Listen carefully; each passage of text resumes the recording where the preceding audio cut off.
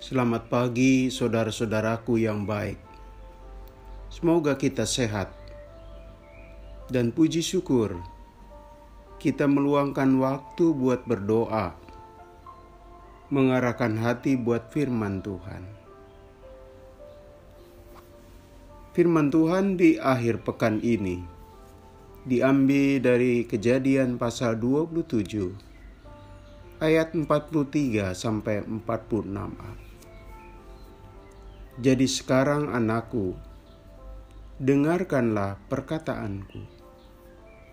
Bersiaplah engkau dan larilah kepada Laban, saudaraku, ke Haran. Dan tinggallah padanya beberapa waktu lamanya, sampai kegeraman dan kemarahan kakakmu itu surut daripadamu. Dan ia lupa apa yang telah engkau perbuat kepadanya. Saudaraku, setiap manusia memiliki karakter berbeda, termasuk dengan saudara biologisnya.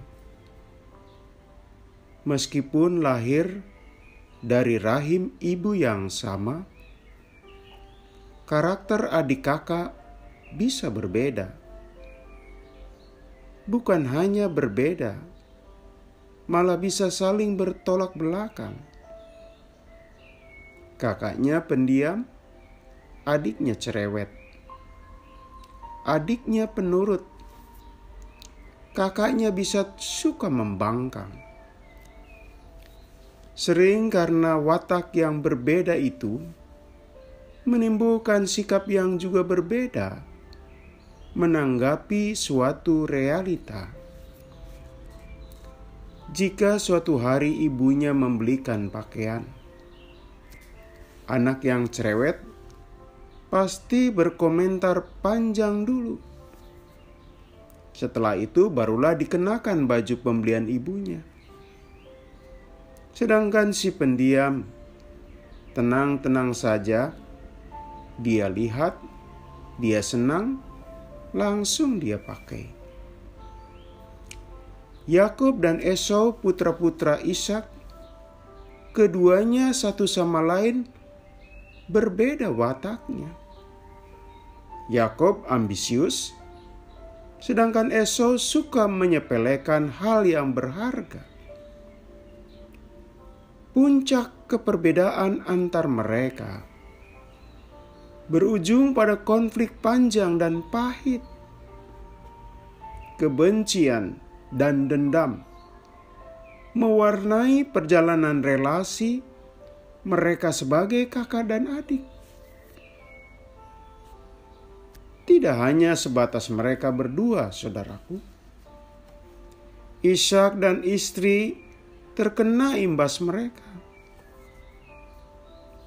Sebagai orang tua, mereka harus mengalami kepedihan mendalam. Karena mereka harus menelan kenyataan betapa sulitnya nilai persaudaraan menjadi ikatan yang mempersatukan Esau dan Yakub. Saudaraku, hal itu berawal dari ambisi Yakub ingin memperoleh hak dan berkat kesulungan. Sesungguhnya, dalam urutan sebagai anak kedua, hak kesulungan tidak diperuntukkan buatnya. Tapi itu jatah kakaknya Esau.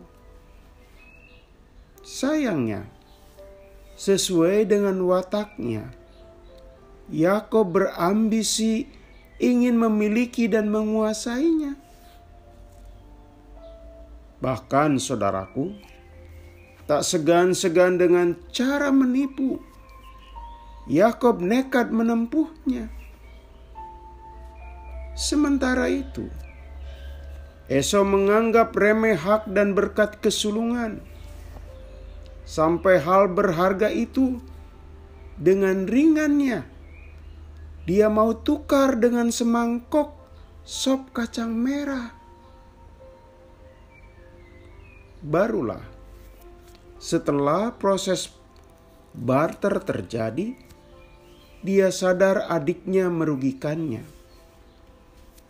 Sebab hak kesulungan akan mendatangkan jatah warisan tanah yang luas dan subur. Dengan menukarnya, maka Esau sadar ia kehilangan hak warisan itu. Oleh sebab telah diperdayai adiknya sendiri. Kesadaran datang terlambat, termasuk juga buat Esau. Dia geram dan marah besar atas Yakub. Teganya Yakub menipunya. Namun Esau tidak mau introspeksi. Sebab bagaimanapun wataknya yang menyepelekan atas hal yang berharga ikut memberi kontribusi terjadinya permasalahan dirinya dan adiknya. Esau tumpahkan seluruh sumber kesalahan pada Yakub. Tidak heran ia marah sekali. Saking marahnya, ia mau membunuh adiknya sendiri. Yakub bisa lolos dan selamat karena Ishak cepat memintanya pergi ke tempat aman. Dalam hal ini mengungsi ke rumah Laban, saudaranya. Saudaraku, sesuatu yang penting dalam hidup itu tidak semata-mata bersifat bendawi. Persaudaraan yang rukun antar adik kakak itu juga sangat berharga. Antar kakak adik harus dibangun sikap saling menghormati dan jangan merugikan salah satu pihak, yang akhirnya menciptakan keretakan dalam relasi. Memang antar kakak dan adik meski lahir dari rahim yang sama suka menyimpan perbedaan. Tapi perbedaan itu harus dikelola dengan formula yang tepat. Meminjam falsafah Sunda, agar hidup saling tetap harmonis, maka kita mesti saling asih, asuh dan asah, saling mengasihi, saling merawat, saling memperhatikan, dan saling memperkuat. Saudaraku, tidak boleh drama Yakub dan Esau terjadi di tengah keluarga kita.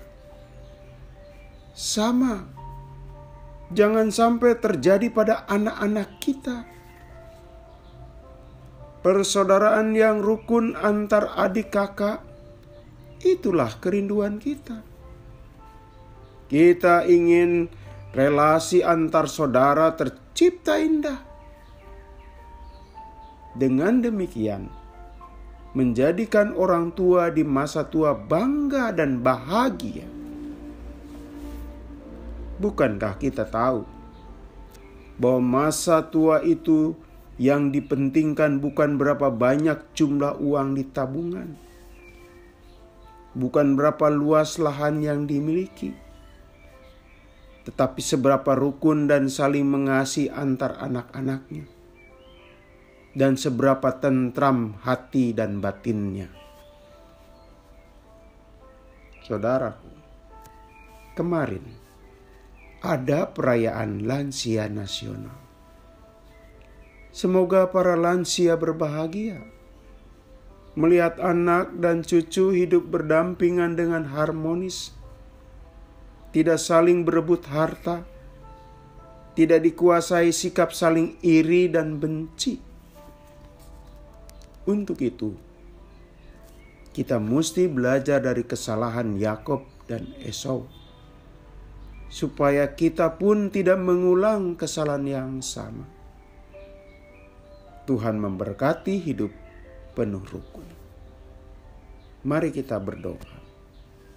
Tuhan, jadikan kami memberlakukan kasih sejati antar kakak adik menjadi nyata, dan rukun menjadi bagian dari suasana keluarga kami.